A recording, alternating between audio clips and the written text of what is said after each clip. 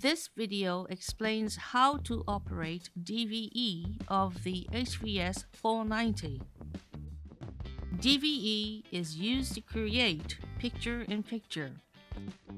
Use key 1 in ME1. Double-tap the key 1 button to open the key 1 setting screen. Select key 1. Modify to display the DVE position, size menu.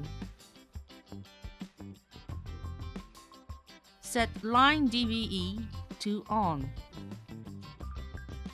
Display key 1.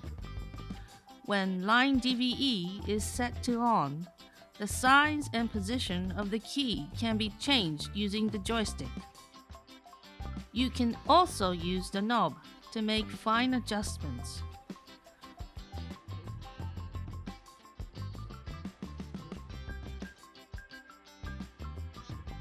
Picture-in-picture can be created in this way.